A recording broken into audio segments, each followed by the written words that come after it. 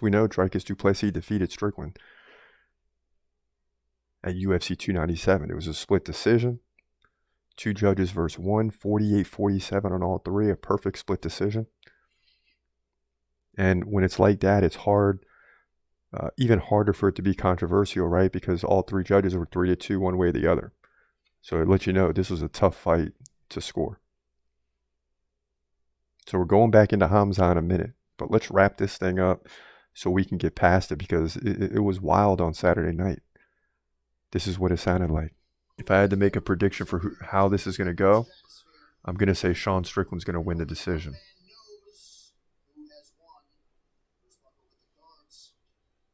It's about to get real. Oh my God. Oh my God.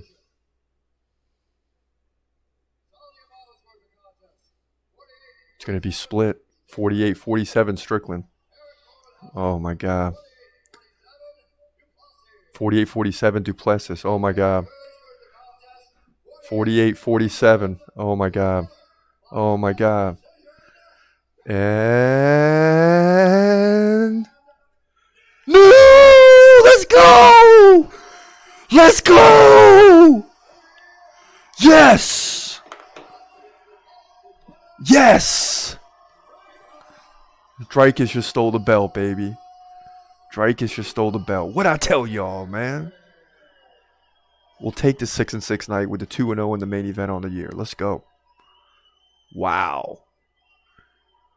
Wow. Dricus Du Plessis steals the belt with a split decision.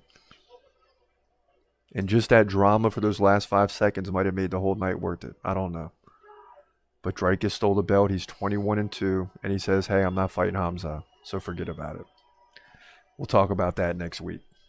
But for right now, Dricus Du Plessis is pumped. He stole the belt. And Sean Strickland has fallen. Yeah, man, I'm just getting chills watching that again. I mean, it was crazy. You got to be happy for Dricus. And you saw how I went right into Khamzat. Okay, it let you know it was on my mind immediately. It was on my mind before the fight. Like, can we just get past this? Can we get this over with? Please? Can we get this over with? Let's just get this fight, Strickland versus Du Plessis, over with, so we can get back to the real topic of conversation, and that's Khamzat. And that's why immediately when this fight ended, Khamzat started doing interviews and just going off the rails, blaming Dana White in so many words. You know, he said they, so I'm thinking he's probably talking about matchmakers. And you got Du Plessis, who's going to want to fight Israel Adesanya, and Khamzat knows that. Khamzat is very aware that Du Plessis is going to want to fight Adesanya in either Africa or South Africa or whatever.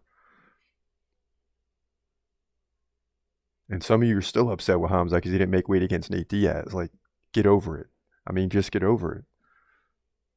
Okay? So he had a little blemish in your mind, but he's still the man. You understand what I'm saying? And when he fights, he's going to win the belt. That's just the bottom line. That's just the way it's going to go. I've been telling you since the beginning. Why would I change course now? He's number 1 on the do list for a reason.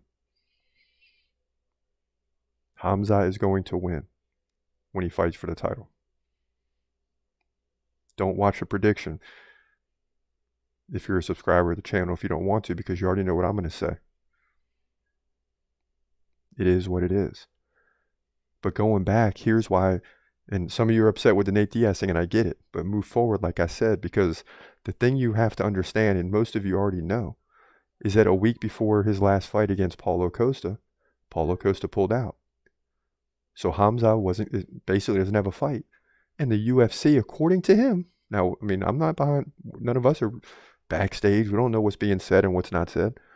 But according to them, and actually I think we heard this from Dana White, really, so he's on record, that Khamzat and Usman, winner, will fight next for the title.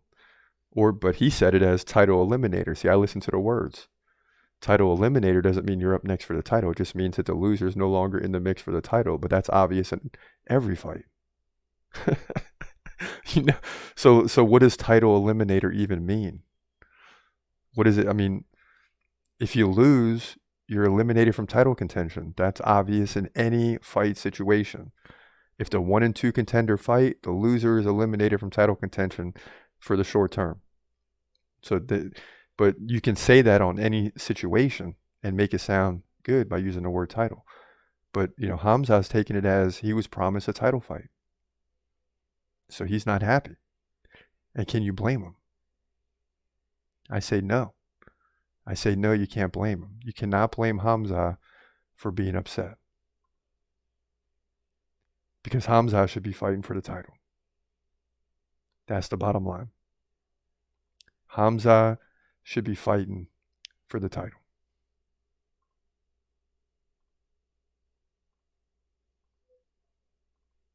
And you know, the big question for Khamzat is, was he actually promised a title fight? Was Khamzat promised a title shot? We don't know. Dana White was saying title eliminator. Khamzat saying he was promised a title fight or title shot. Maybe Dana White said that. I don't remember. But I know he did say title eliminator, and I think about that, and I don't understand what that even means, because that could pertain to any fight. So you have all these mixing of words, and you don't know who to believe. You know what I mean? You don't know who to believe in this situation. Whoa! I mean, it's crazy.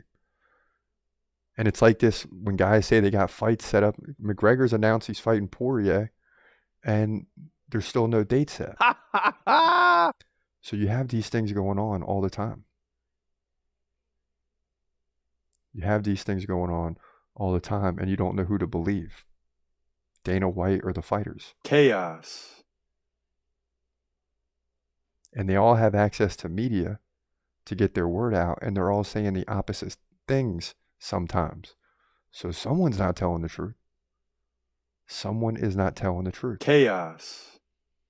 99% of the time, I tend to believe Dana White. Dana White privilege. I just do. I tend to believe Dana White 99% of the time. Dana White privilege. But when it comes to Khamzat, and I think that just lets me know from the outside in how much I like Khamzat and want him to fight for the title. I don't always believe Dana White, because I know Khamzat is hungry to fight for the title. He's not scared at all. He was ready day one, and he's certainly ready now. And you see what's happened during his career. He was a welterweight, making weight, no problem. And now he's getting older. He's a middleweight. That's why he missed weight against Nate Diaz. It was a breaking point. Okay? And it just wasn't going to happen. He struggled with Gilbert Burns, trying to get back down there. And it's just, he's a middleweight now. So his short-term time frame to fight for the welterweight, then move up to the middleweight and win that and get the light heavyweight, has been taken from him. So now it's probably going to have to be middleweight, light heavyweight, and heavyweight one day. And that doesn't look too certain. Heavyweight's a lot tougher. It'd have to be a perfect scenario, like right now for Alex Pereira. If he could fight Tom Aspinall and then John Jones retires or something. You know, that's the type of avenue that Khamzat is going to need.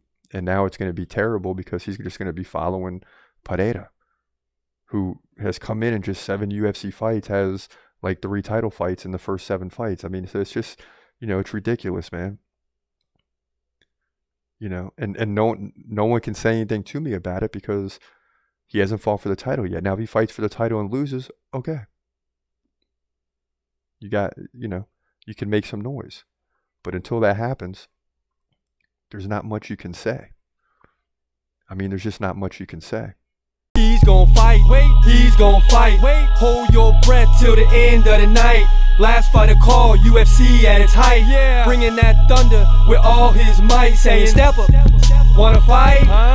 Hold up, think twice. Gladiator, assassin, reckless, no abandon. Walk through that cage, he'll leave your ass stranded. Wake up, hey, where you at? Hey, got hit in the head with a baseball bat.